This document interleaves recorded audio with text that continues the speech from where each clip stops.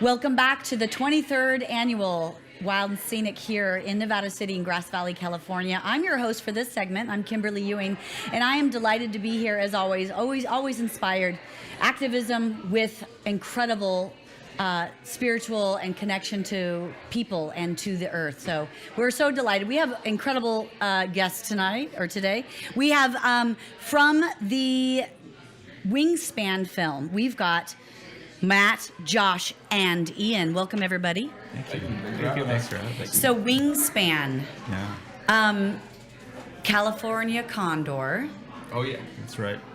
Tell us a little bit, somebody share about the film, just slightly. I don't want to give it away, but tell us what's happening in the film. Yeah. Wingspan tells the story of a wildlife and conservation photographer sitting to my right.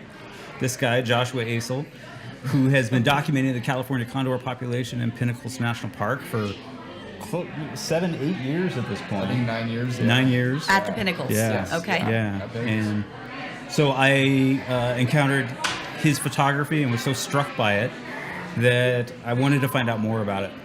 And so our journey is to join this wildlife conservation photographer as we hike to the peaks of the Pinnacles to follow him and find out about what conservation photography means and about the condors. And when I watched the film, your enthusiasm, Joshua, was contagious. And what brought you to the love of California condors? Yeah, thank you. What brought me to the love of California condors? I was doing a lot of research on a lot of critically endangered species and threatened species in California, and I spent a lot of my life working on those threatened and endangered species and keystone species. I came upon condors, and I've always had a passion for birds of prey. That's where my career started out, with birds of prey, having them on the fist and everything, and then I found out, at the time, it was the most critically endangered bird in North America, and now second. There's only about 300 free-flying condors. They're giant dinosaurs. I mean, they're amazing, and it just blew my mind to go see them, in the wild at first. And I had never even seen one in the wild, and I wanted to work with biologists really badly, the people that brought them back from the brink of extinction. Right. There was a time where only in captivity were they actually surviving. Yeah, absolutely. So they take me out to their secret research site out in the Santa Lucia Mountains. Again, I've never seen one before. And, we park. He goes, okay, we're here. And I look out the window, and there's about 30 or 40 of these critically endangered condors. So I was like, oh, my God. What a thrill. It's unbelievable. I mean, 9 to 10 foot wingspans, and it's just mind blowing to see these things. And that's really what inspired me. And then they let me touch one, and that's it. It's all history from there, And then that's amazing. I just felt this urge and this passion and drive to want to help these creatures. And the more I kept going to Pinnacles, the more I wanted to be there, and the more I wanted to experience these, incredible creatures and teach people about them. And have you seen one today? No? Well, here's the back of my camera, or there's one flying right there, anyway, so as you can tell, I'm pretty fired up about condors, but yeah. And we love that because if you remember, I went to school a long time ago, and we were talking about the California condors then. Yeah.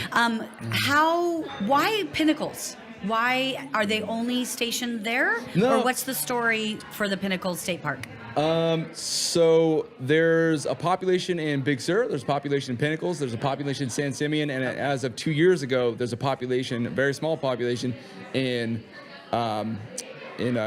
California, in Humboldt. Oh, okay. And so Pinnacles was kind of the easiest way to do it, and there was another photographer, filmmaker at the time who was really working with Ventana Wildlife Society. They're the ones that brought me out there, and Pinnacles was relatively undiscovered. So I wanted to put a lot of effort out there, and again, the place just called to me. The more I went out there, the more it called to me, and I got my friend Ian involved, who's a filmmaker, and we would just go all the time and try to find condors, spend 10, 12-hour days out there, So that's why. Well, and I think about the cinematography of all of these films. I'm really impressed with anybody who can do all of these mountain climbs and surfing and all the things that are involved with, adventure films or environmental films. Ian, speaking to you, how obviously it's great to have a friend that you can go to, but how do you do it? How does a cinematographer get to the hard spots to capture these amazing moments in the film? Yeah, I mean, you just have to have the drive, right? I mean, it's just something that I love doing, and whenever Josh would tell me that he's going on a trip to Pinnacles, I said, yeah, I'd love to join. And so it's just, you just have to want to be there, and you have to realize that you need to have patience. You have to expect that maybe you're not going to see anything. Right. But then when it does happen, it's magic. And the condors, it's just like when it happens once, you want to go back and you want to see it again. And I remember seeing the close-ups of what you captured, and they are distinctively prehistoric. Yes. They look that way. Yeah.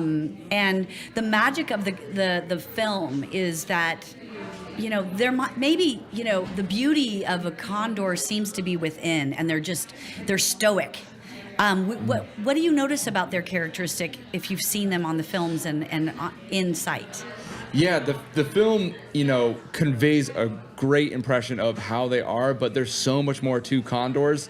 As I say in the film, like, I feel like I'm watching a soul living a condor experience, as we are souls living a human experience, And, with the biologists, with the people, they are highly intelligent, highly social. They form social bonds, like incredibly deep social bonds.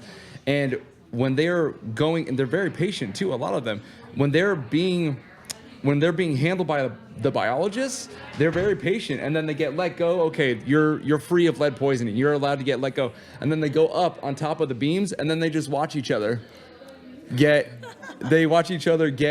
tested, and it speaks to their intelligence. They're not just attacking. They're not just biting. They know what's going on. They know people are trying to help. And how many animals can you say that about? They can notice each other's community. They notice each other's community, yeah. That's amazing. And it's weird to have these, what are called biological anachronisms, so literally from the Ice Age. And they've survived until today, and they're one of the last ones. Yeah. Them, Saigon antelope, rhinos. It's awesome to see their character today continue on from the Ice Age. I think it's an important topic. Being the film director, like, what message do you want everybody to gather? What takeaway do you have for this film? Yeah, I've been thinking about this after watching so many great films this morning during our block, about how I don't think you can underestimate the power and the importance of photography and filmmaking in this era in which kind of all truth is being questioned. Absolutely. Everything is up in the air. Everything's up for grabs. To be able to show that these animals are real, that they exist, that they're critically endangered, and that they need to be protected, that's what we're here to do. And that's the importance of creating art and creating projects like this. That's right. And most people have never seen one, so to see it up close in the film just gathers the connection to the wild. And I agree with you.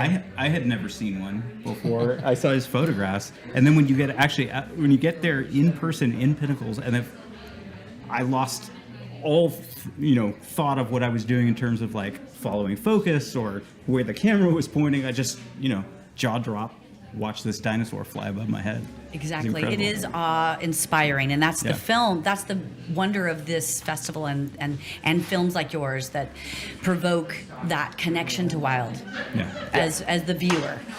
Did anything wild happen while filming? Anything strange or any unexpected surprises?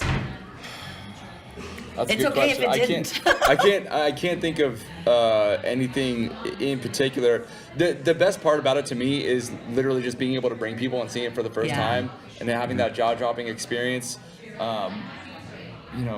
It means a lot to a lot of people, and all of a sudden there's people that even when the film screened just, a couple hours ago, I hear people going, I want to go to Pinnacles. Oh my gosh, those are so cool. We got to go check this out. And that's what it's all about.